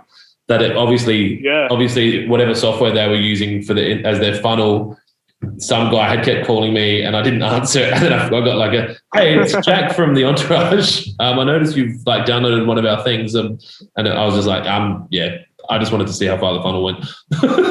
But yeah, I've done a few things like that just to see how, like I've made a few financial decisions where I went down the path just to see what the path was like. Like I've never built a house before, but I spent $5,000 going through the whole journey to contract stage just to see how a builder would do it and see if there's things that I could take out of their builder's process and put into my business. And that was a worthwhile investment. The entourage is a funny one. So yeah, we got to a point where we thought, you know what, we had the capital there. Yeah. Let's invest the money and see where it leads. And it's been a catch-22, right? Because COVID added its own set of complexities. But like, we wanted to be there. Like I'm a learner where I want to be in a classroom. I would want to be in the room. Yeah. And that's the only shitty part. But what has led from that has been worth every dollar. Like it's opened doors, it's opened people, it's opened opportunities that I never thought were possible. Yeah. So if I had to do it again, I'd do it again for sure. Yeah. I think the people that you meet in those rooms are the key. Like I did Nail It and Scale It with Kerwin Ray. And how did you find that? Was it good? I didn't really like it that much. And I'm being polite in my answer. I think that... What's the unpolite answer? Just so I'm aware, because I just felt like it was a waste of my time. I felt like the stage I was at in business was probably the most far above that. I was the most advanced business owner in the room. And that Nail It and Scale It was ultimately the last stage in a funnel to try and get you to become part of their K2 or whatever it's K2 called. Elite or K1 Elite, which is a business coaching thing. And I didn't really want to be there. I feel like I don't like funnels. I just don't like being in a funnel. I don't enjoy it. I'm starting to read a lot in marketing about how funnels are changing, and now it's kind of the sales journey rather than a sales funnel. And, you know, selling a 39 or a free PDF into a 19.9, like Sabri Subi, who owns King Kong.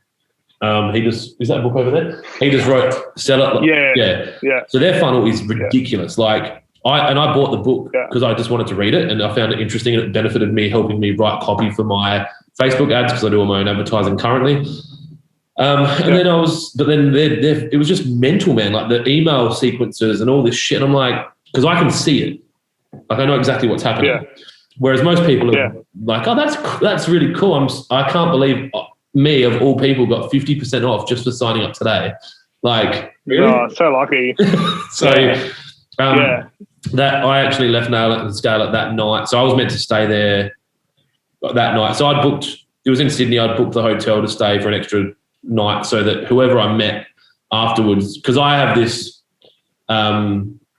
delusions about the quality of my ability. So I was like, I'll probably meet Kerr and Ray and we'll get along and we'll probably go out for dinner, right? Because that's how I am. Or whatever, or someone else. And I just wanted to make sure I was there. I was so disillusioned at the end of it. I walked to the airport. So I had a hotel room booked. I was flying home business class the next day. I walked to the airport and just jumped on an economy flight and flew home. Like I was that disillusioned. So I just wanted to see my kids. I've been away for 3 days. You know what it's like. And it was this, you know how most people leave on a conference high and they're like, motherfucker, I'm going to take over the world. Like we're going to do $40 million tomorrow morning.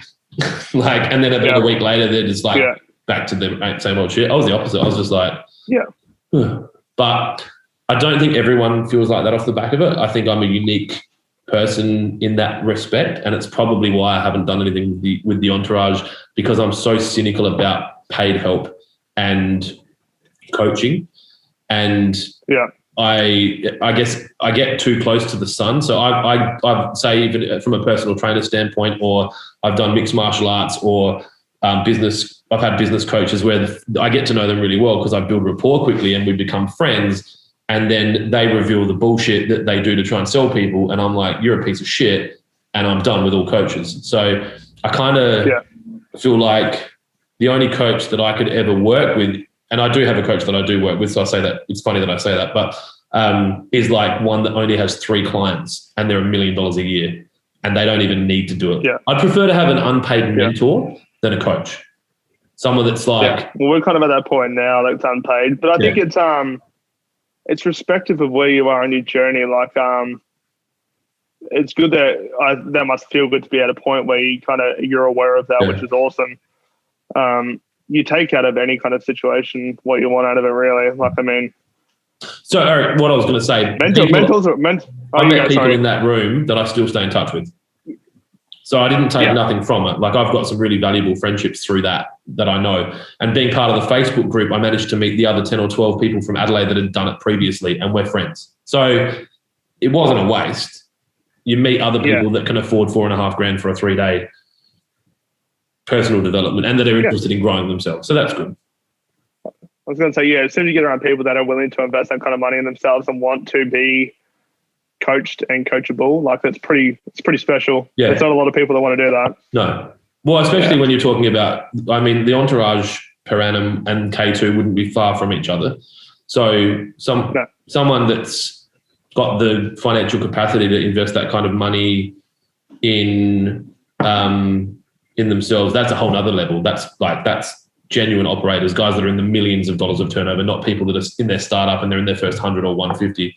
One of the craziest one, I had dinner with Gary Vee in Brisbane as part of it was like $5,000 a head for 3 hours with Gary Vee with dinner. And a guy called Tyson, who I've done some podcasting with, I met him at that dinner. And if he's in Adelaide, we catch up. Now he's doing, he's Vayner Media's or Vayner Mentors or the Sasha Group now. He's their only Australian or their only international mentor client. And that's another level again, man. Like, if you think, like, if people think like something like the Entourage or Kerwin Ray's expensive, have a think about what you think it's cost to have Gary Vee involved in your mentor. Yeah. So, and he's Great. I'm excited for that. He said that the people that he's met through not like having access to Gary and his contacts from an international level is like and I'll never talk about it and he'll never talk about it, like, because it's obviously that's his private, but he said it's just so valuable and it's expensive, but same, if he was given the opportunity to not do it or do it again, he would always do it. So for sure. I'm so excited. This is the thing too when it comes to growth and starting from the bottom. I'm so excited for the next level. Like, don't me, the challenges fucking suck and they hurt, but the people that you meet at that next level, it just shows like what I think is achievable now. And then I meet someone and go, oh, is that all you're doing? Like, what if you did X, Y, Z, and then you get this, and you think, holy fuck, how the hell did I not think of that?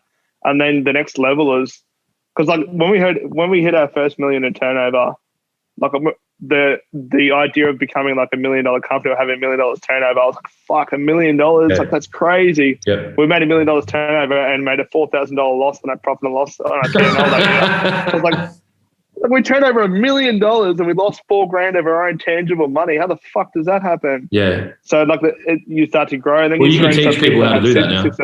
It's very easy. Yeah, 100%. Yeah, just yeah. I don't even know. Like, but the thing that we did a couple of times though, like every time we've scaled up in our project, like our projects were originally just fencing, turf, like basic new home packages. Yeah. Every time we wanted to take that next leap of project, we'd kind of go into the client and say, hey, we haven't done this before. We're going to be open and honest, but we want to do this job for you at cost. And if we make mistakes or we fuck it up, we will fix it all.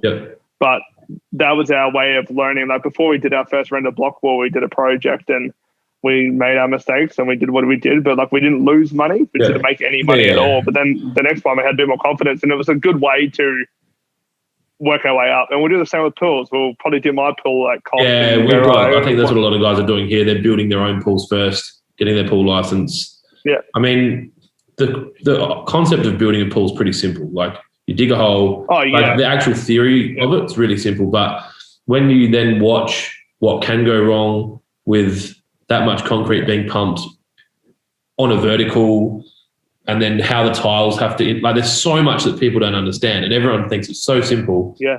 But yeah, I just put a hole in the dirt and fill it up with concrete. Like and that's the thing too. Like a part of me is petrified, if I'm honest, but I don't want to sit still anymore. I'd rather try and know than fucking not try and not know. Yeah, and then if you choose not to build pools, then that's cool too. Like, you know, you've given it a crack. So I had one of the questions I had written down was, what are you looking forward to this year?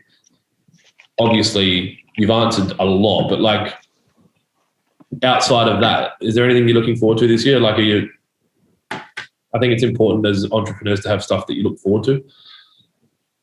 Yeah. I made a commitment to myself and I'm buying my dream car this year. And it's only a $100,000 car, but that's the reality. I want to make it a reality. So I want to buy a Nissan GTR. Yep. And I've had it on my goals list for 5 years. And this year that'll become a reality. Yeah. I'm looking forward to, we're rebranding. So I don't know if you can see just above me. Like that was a rebrand we did 6 or 12 months ago. And I've already changed the whole thing. So we're rebranding into this new kind of clean look. There's a bit, we kind of go for that clean, simplistic next level. I'm looking forward to, we've got an office now. So downstairs, we want to turn it into a showroom and a display center. We're going to start pulling people into our space rather than us being on the road all the time going to them. Yep. So I think it'll be really cool. There'll be downstairs, there'll be an outdoor kitchen, there'll be a lounge room, there'll be a design studio and a backyard. Like we're going to put a backyard in our shed and have synthetic turf, a basketball court and a playground for the kids. I want to invite families to come into our space and sit down and grab a beer, grab a glass of wine or a coffee. I want to give the kids an iPad, some snacks, and let them play. I really am looking forward to taking that next step into being an actual service provider. I think the one thing I've learned in business is that your business is about people. And now that I fully appreciate and understand that, like every client that steps into our door, I want to treat them like family and I want to make sure they're properly serviced and looked after because they'll be the advocates for our business for the next however long we're in business. I could ramble on. Like I'm super into gratefulness and mindfulness, and like I rather spend my day looking at what I'm grateful for than focus on all the shit that comes along with having a company. Okay, well then answer that question then. Like right now, what are you grateful for? I'm grateful for the opportunity to be on here. I'm grateful for the opportunity to go. Like this morning, I went and did 3 site inspections, and they're totaling about 500K in projects. And I'm pretty confident I've already got 2 of them, and I'm not even in the design phase yet. Yeah. Like, I'm grateful for the staff that we have. They've all just rocked up and picked up their new uniforms, and I'm grateful for my business partner and my fiance and my kids. Like, I'm happy, man. Like, it's taken me a long time to get here, but I'm really, really grateful for where I am right now. And I'm looking forward to what the future holds. It is very, very What are you grateful for? A lot of the exact same things. I'm grateful that I get to play every day. Like, this is like, I don't struggle to wake up and get out and do it. I'm grateful for my team. I've got a ridiculous team. Like, I actually need to go see him before 5. One of my team members, it's his 11th anniversary with Waterpro today. He might not even know that. Like, it's something that I'm watching my goals. So I'm grateful for him giving up 11 years of his life to work for me. But in all seriousness, like, he's 37 or 38. So a large percentage of his adult life, he's been working to make my dreams come true. And obviously he enjoys it as well. I'm grateful that people don't do anything unless there's a values attached to it, man. So it's a testament to the business that you build. You obviously have a company and a culture that people want to be in. We don't have staff turnover, really. Like, if anyone leaves here, it's because they don't fit the culture. It's not because we've treated them badly or, and then I'd say finally, I'm grateful that my wife has allowed me to chase my dreams by stopping working. So she's now full-time looking after our children. And I'd say she would be happier if she was working. So I'm massively grateful for that, because it allows me to get out early, get home late, and chase my dreams. So I think that'll probably be something. Like, our kids will be at school. The youngest kids will be at school next year. So then hopefully Celeste, if she chooses to, wants to go back into the workforce, she can actually go chase whatever dreams that then she has. And that's really interesting. Can I make a point on that? Because we're obviously talking to other landscape companies, other bits and pieces, but the one thing that I kind of have learned, and it works for me, but you not being trapped in by your business, not allowing your company to suck you in and own you. So last 3 years, my partner and my fiance and I now, it was 6 a.m. till 6 p.m. day in, day out, and the kids are going to before school care, after school care, and their days are huge. And we are all aware of the sacrifices that we're making for the greater good. But we got to a point of all right, now my partner has resigned from her job and she's going to come work here part-time, kind of 9 till 3. And to start, I think you need to look at how you can kind of really simplify your business down to its main principles and how you can make it work for you rather than the other way around. Because, if you allow it, and it's happened to me for 3.5, 4 years, the thing will fucking consume you. And if you're not aware of it, it'll break you and it'll break your relationship. And I don't know what the statistics are on trade-based business or any kind of company, but I would love to know what the divorce rate is and what the mortality rate is. It'd be crazy to find out those numbers. And I think that it'd give people a huge shock on what's actually at the end of it. I think the mortality rate, if we knew that for business owners, I would probably that would be another little building block on anxiety attack. And I'd just be like, look, you just keep that information to yourself. But you're doing the right thing now, though, yeah? Because they say, too, you go ahead and build business. They talk about a lot of people, they sacrifice themselves into burnout and build this huge amount of wealth.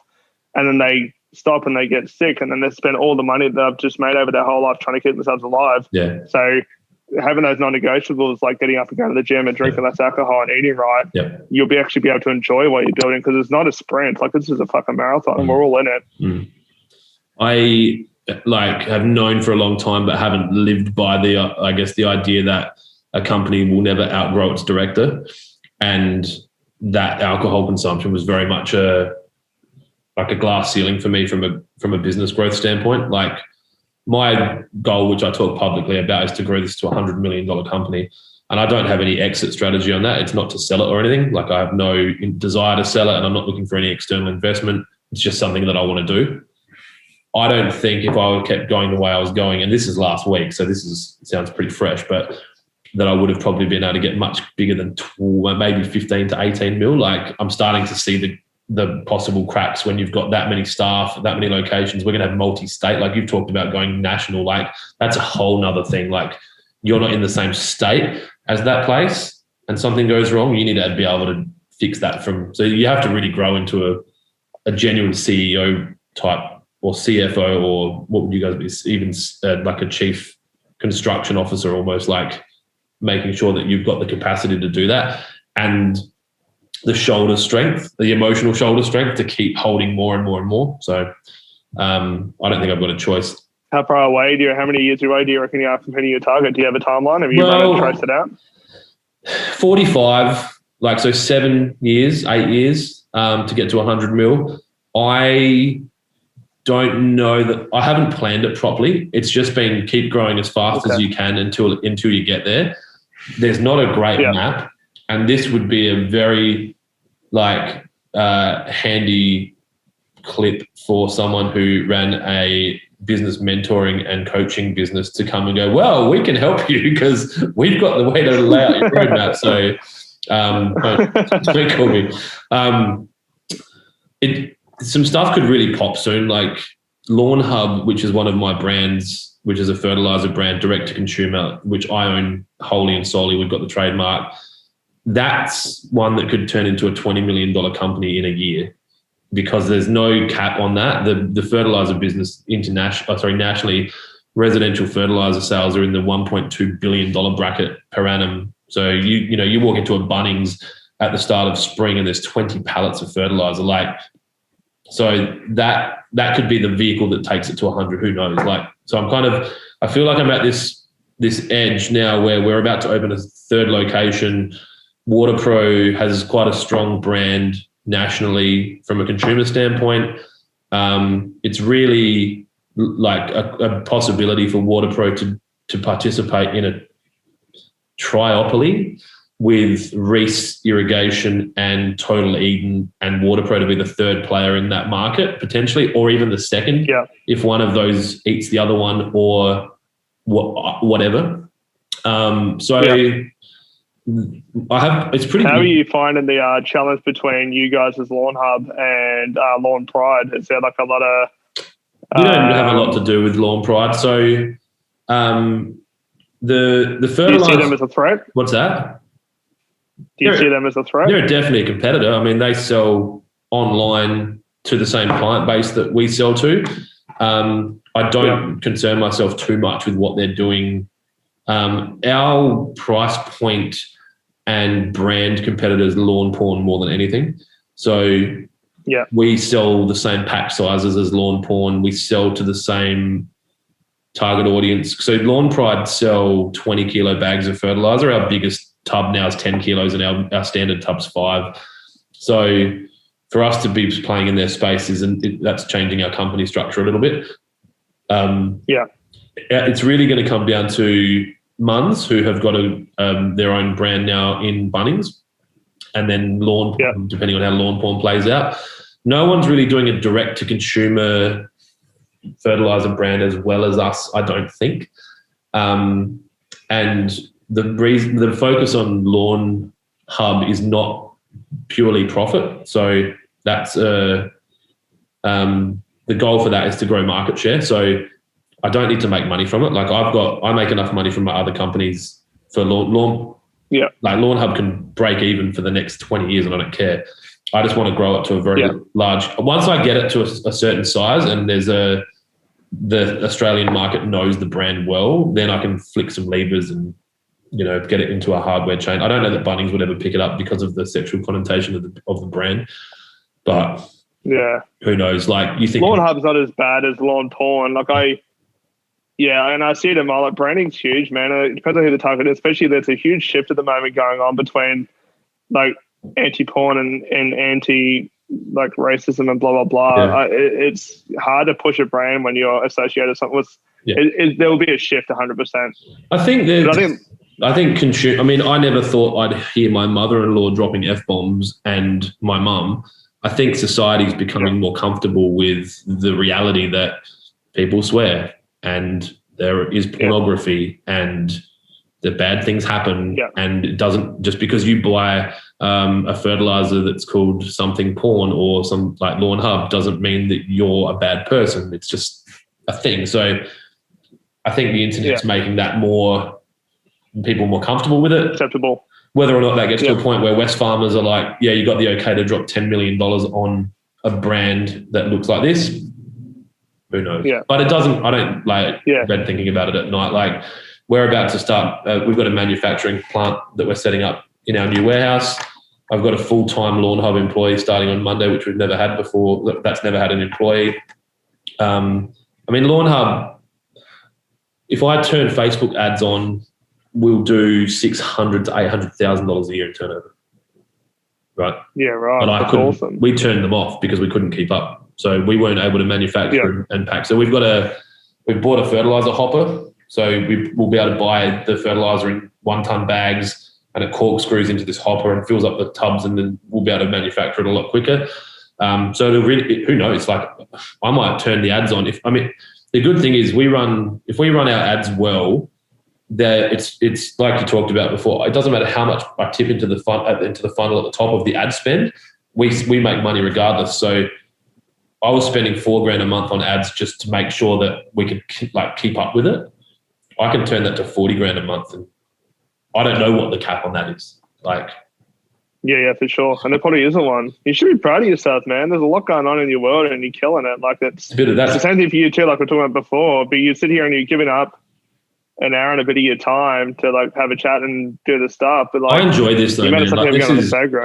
I genuinely enjoy creating this content. I enjoy the potential fame if I pop at some point. I love getting a message from someone saying, "Mate, that was the best podcast you've done." How did you meet that guy? Or I can't believe you talked to someone from another state. Or I love it. I think it. Yeah, that's cool. I think even if I've said to Stuffy before, if all I want to do is talk to people and eat and drink, right? So there's a lady, Jody, who does our coaching with us. Her and I are working on doing an online business course at the moment, which we're going to sell. So nice. It'll basically be, how I grew a business from $0 to $10 million in bricks and clicks. So obviously we've got a bricks and mortar store with an online business attached, and how that all works. And then this is going to contradict a lot of shit that I've said, and I struggle with it a lot, but then that will funnel into a mastermind that we will have together. But I said to her, I don't want anything to do with the sales of it. You organize it all. So she's facilitating, Duffy's filming it, and then we'll create this course. And all I want to do is rock up to the mastermind and sit down with the people that are there for 2 or 3 hours once a month and just have lunch with them and say, what are you struggling with? Where are you at? And just answer questions. I don't want to stand there. I don't ever want to do formal business coaching, in a formalized relationship where they rock up at a certain time. Got a guest? where we have a formal relationship that I have to make sure that they've finished their strategic plan. I hate that shit. I don't want to do that. I just want to talk about business. Yeah. So this is great for me to be able to hear your goals, and even for me to know someone else that's a normal human being with a brain that's similar to mine, that's kind of gone, actually the entourage has been really beneficial for me. That could help me one step closer, Yeah. Because I wouldn't do it again, and I'd wait till COVID's over and you actually physically get there. The funny thing that's been, since we've been talking about this, I feel like it's just 10 mates having a conversation over a beer. Yeah. And I'm in the back of my mind, I'm thinking, fuck, add value. So I hope at the end of this that people actually get something out of it. I don't know if I've just rambled. No, this will stand up as one of the good ones. Don't stress. The advice, I did a public speaking course, and we had to do some talking to the camera at the end. And the piece of advice the guy said to me is, do not watch this disc for 7 days. It was on a CD. This was, I don't know, anyway. And I'm like, why? And he goes, you will be so critical of your performance in the moment. Yeah. He's like, in 7 days, you'll feel differently about it. And to a point where if I were you, unless you want to watch this from a point of making sure that you didn't say anything incorrectly, or just if you and the family want to sit down and watch your YouTube podcast, I wouldn't even watch it, because you'll be like, oh, fuck. I really shouldn't have said that. Or, oh, okay, that was a bit... I can't, and I don't have the time. I do an hour and a half podcast. I don't have then another hour and a half to sit and watch it. So... Yeah, for sure. And I'll be the same too. At the end of the day, I'm at a point now where I'm quietly confident in myself, and I'd rather just be genuine, and that's transparency and genuine is kind of what one of my values are, and I'd rather just be myself. And if someone gets something out of it, that's amazing. If they don't, well then don't watch. All right, well, I'm going to finish it up soon. I'm going to throw a few quick questions at you that might help people that are watching, because it has Well, I've got a question for you two at the end as well, if you've got time. We'll do this, and then you can ask me my question. So, do you own your own plant and equipment, or do you hire things as you go?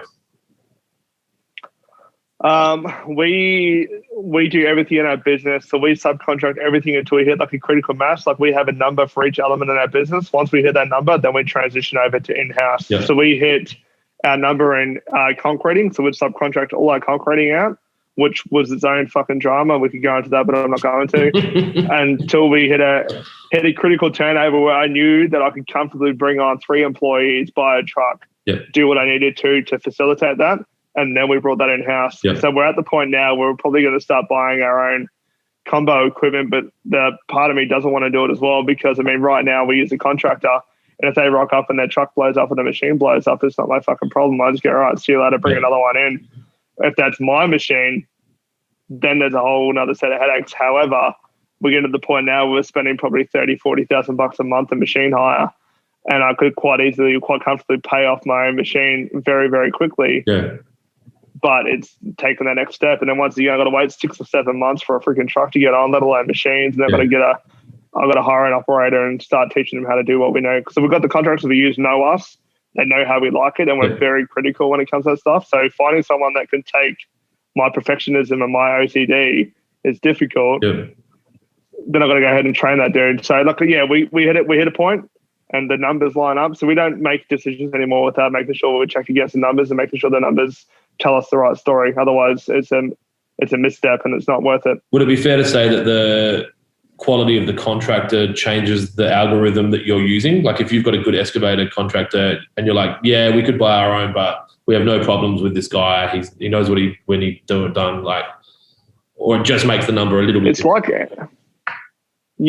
like anything though. Like people become comfortable and then they start to take advantage if you don't stick on top of it. So the hard thing with the contractors that were spending, say, between 120 and 150 bucks an hour, depending on what it is, if they start to take the piss, that adds up really quickly. Whereas if we have a fixed cost of, say, $2,000 a month for our own machine and then we're paying a dude an hourly rate at, say, 35, 40 bucks an hour, it's a much easier pill to swallow if he does take an extra hour or two, as opposed to the $300 or $400 plus GST. And then they charge you 2 or 3 hours just to drive to the fucking site. Yeah. What accounting package do you guys run? Software? We run Xero at the moment. Always have? Yeah, from the start. Super simple, and you got plenty of add-ons that you can kind of utilize. Yeah. So from an estimation standpoint, do you quote things in a different package, or like do you do it in Excel and then email the quote out, or have you got a package that you like using? So I had a process, and now that we're starting to scale, we are using Active Campaign to generate and see where our leads are. So we have. And you were talking about funnels before. Funnels are funny. Like they're a necessity in business now. Whether you're in trade or any business, you have to have it. Yeah. And we don't think of ours as a funnel. Ours is more of a customer journey. Which is exactly what I'm saying. It's not. I don't like dirty funnels. Probably. Well, this podcast is a funnel. Hey. Potentially. This podcast is a funnel. It is like and that's not a bad thing. Like I think if people it's not a dirty funnel and they want to hear about you. No, it's not. Yeah, dirty funnels suck. But like so with Active Campaign, we can know how many leads coming in a month and then where our clients drop off and what's happening there. Yeah. And then how many we close at the end. And then from there we go into a program called Build Exact, which we're still trying to figure out. But that's a estimating and job management system. So our boys will eventually have iPads on site and they'll know their budgets, they'll know their timesheets, and know all the stuff that they need to. So we're working our way into basically getting everything off paper and out of this here and straight onto an iPad. And I'll just train all my team leaders to have that iPad on them all the time. Are you communicating with your team via an app for bulk messaging such as WhatsApp or? Facebook Messenger is fucking awesome for that. Yeah. So you just have groups? So I keep it. Yeah. Yeah, we just have TruScapes Team 1, TruScapes Team 2, TruScapes Admin, TruScapes Marketing, and I just drop in TruScapes Growth Chat as well. Like we have a chat with a couple of mentors and a few friends, and I'll throw in an idea or a concept and we kind of all break it down and see what's left at the end of it. So I just have groups in there for different things. It keeps a log of everything that's said. So our guys, our supervisors are right at the group chat. These are the expectations for the day. And it takes away any emotion. If the guys don't do it, then it's like, well, why wasn't it done? What's happening? There's no, you're a bad employee. It's like the expectation was set. You said you could do it. What's happened? I've started using audio a lot in those platforms from a texting standpoint because I don't come with stuff texting. Do you do that? you done that?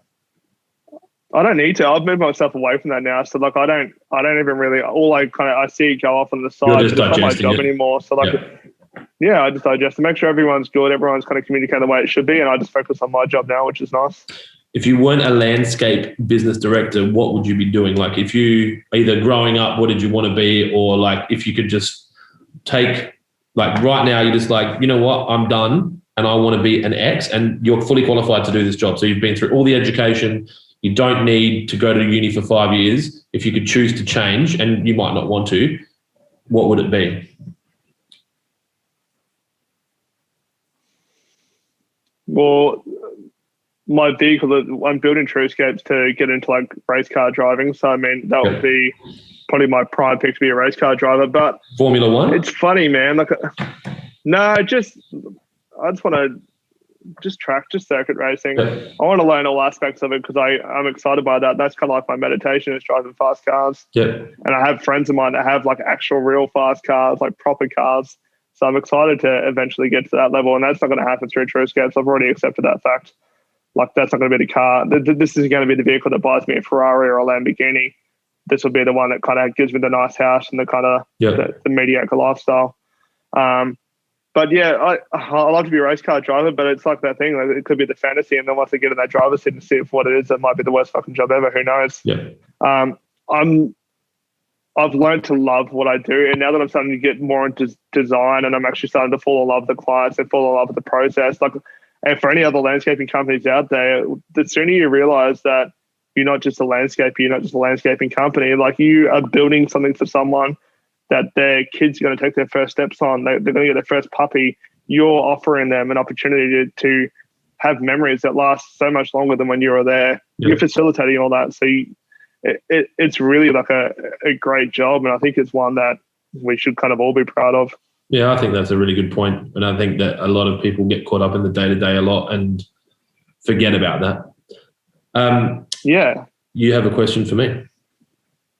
I have a question for you. So you are kind of abreast of like the whole industry, looking down on it, kind of like the God in the halo that you have now that people probably can't see that I can. I'll get Duncan to put one on there. What do you think is next in the landscape industry? Like, we've kind of, I feel personally that landscape has kind of been the same for a very long time. Do you see any quantum shifts coming our way that people should be prepared for? Do you see any changes, or what are some things that people could be doing now in order to get ahead of the next wave of what could be landscaping? Is that a weird question? I've got a few answers. So obviously, I only have a decent understanding of South Australia because it's the market that I'm spending the time in. I've noticed over the last 5 years, maybe 10 years, that there's been a strong shift away from the sand-laid paving and very basic backyard kind of irrigation, backyard garden edging and some plants and some lawn. And we've really strongly moved towards people wanting to have an actual design for their landscape and to have wet lay and natural stone and then, powder-coated aluminium fencing and arbors and that detail, taking it to the next level. I think it's become less of when you build a house, the landscaping just happens later or you do it yourself, and it's become more of when a house gets built, the landscaping is another line item on the loan from the bank, and that you need to actually probably have a couple of $100,000 set aside for that extension of your home. And I think that probably Victoria and New South Wales probably had that 10 years ago because of the more wealth maybe. And I'm not sure if Queensland maybe already had it because of the tropical climate and the lifestyle that the Gold Coast kind of commands, because you've got, wealthy people moving to live there or to holiday there. But here in Adelaide, it was very boring. I mean, not boring. It was very safe and it was very inexpensive. Whereas we're seeing, I think the docket average of a landscape build's going up. I think that the hourly rate that you need to pay a landscaper is going up. And I think for us, hopefully in South Australia, that landscaping eventually will become a trade that is as respected as electrician, plumber, carpenter, and all the other trades that have always been like, well, you have to use a licensed plumber. I hope for the guys that we work with that, like, it's seen for what it is. And I think that it's heading that way. I hope that answers the question. I guess from a product standpoint, I'm not sure you'll start to see hybrids of lawn that come out that are more usable in certain areas, and drainage products that are going to come out that make, lawns grow differently, and green walls starting to kind of become less plasticky and more efficient and, more maintainable. I don't see much change. I mean, irrigation's obviously, Wi-Fi irrigation's become more there. I think there's a long way to go from that. I think that, irrigation, there's still more room there. Whether or not there's natural stone changes that are going to occur, obviously there's a finite amount of stone that you can pull out of the ground. Yeah. And use like bluestone. I know in the last year or two, I don't know how you found it up there, but bluestone was getting more expensive because the Chinese government started charging more because they were pulling so much out of the ground, and then they had to move to Vietnam for the bluestone, and it was different. And I don't know if you're seeing much of that. Yeah. Whether or not there'll be we try and a product created that's reconstituted or recycled stone from quarries that can be made to look like bluestone, but it's quarried locally, or recycled rubble that's I don't know. Maybe I'll have to invent something. But we've started looking into, and I'll be looking into the future a little bit about products and how things are done. I see a shift, and I would like to be ready for it if it happens, but sustainable landscaping is this term that's getting thrown around heavily at the moment. So I can see there will be a quantum shift in people wanting to have a bit more of a conscious backyard, but I don't think there's quite the demand for it now that you can actually justify the cost, because sustainable landscaping is probably like 50% more than what a new product is. It's like by the time you actually have to deal with this stuff. But I see a shift going that way, which would be kind of cool. It's not really our thing, but I mean, it's a market that will kind of help have an impact.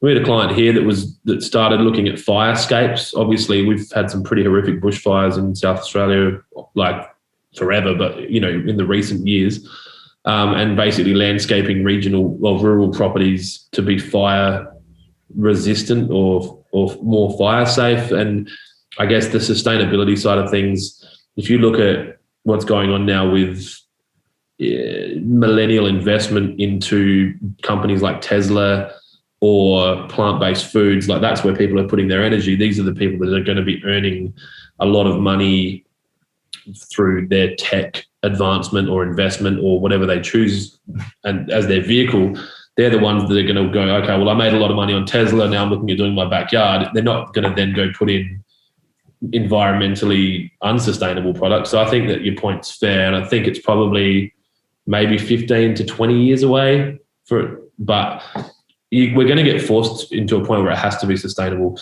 And there's two ways that'll happen. One, it'll be that governments make big businesses force their hand by actually making it a financial decision to make it sustainable, because until it is, they don't really give a shit.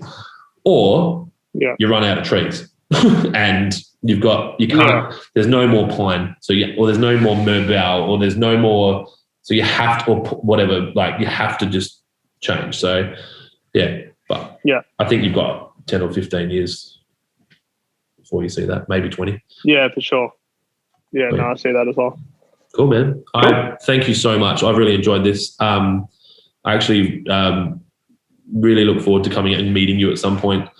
It'd be good to have you up here. We'll shoot some hoops and have a beer or a water. Yeah, I'm going to start trying flavoured waters. I spoke to a client today. I'm like, because him and I used to drink a lot together, and he hasn't drank for 2 months, I don't think. He's doing 90 days of just like getting shit together.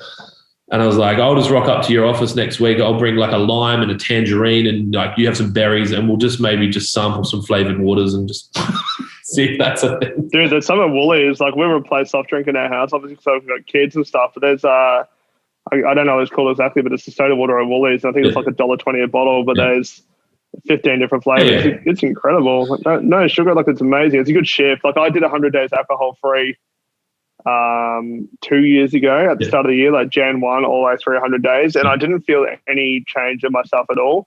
But then like now I've stopped drinking. I don't know how many days now. I don't have any kept count. I just wanted to get to a point. You're obviously not drinking enough if stopping doesn't change anything. It's or I you think were I young. like the as you get older, it's harder. Your brain doesn't react the same. Yeah, for sure. I think it's probably the same for you now, right? Because it's probably easier for you now because you have these objectives that you want to get to, and you know that alcohol is not helping you move that. So I think once you've got that kind of drive and that push, it makes it a bit easier to go, you know what, you're actually not helping me. It's like a bad friendship. Yeah. Like, you're not actually supporting me and my goals. So you need to probably just take the backseat for a while. Yeah, that's fair.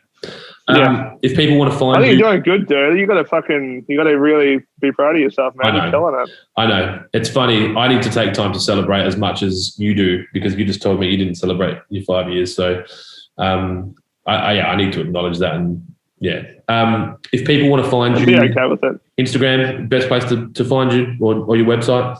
Yeah, just at TruScapes is on Instagram. We've got Facebook as well, but Instagram's the one to go to. I want to keep driving that following up. I mean, I already told people my goals, so the more we can get jumping on that, the better. Kind of see what we're up to. I mean, we're just kind of making a small impact from Brisbane. Yeah, and we'll eventually grow into what we need to be. Cool. Well, yeah. Hopefully you come to Adelaide as part of your conquering of Australia. And then, yeah, I'm excited for that, man. I'm really excited for it. We'll actually probably have a sit and actually talk about a few ideas. I've got a few ideas for irrigation that have been sitting on for a long time, so it could be a conversation for us. Yeah, sick. All right, man. We'll awesome. Chat soon. I'll link up all of your socials in the comments under the podcast, and then I've just followed. Oh, there you go. You just got one more follower, Mr. Duffy. So, yeah. Thanks, man. One step closer to the 100K. I really appreciate it. Thanks for having me. All good.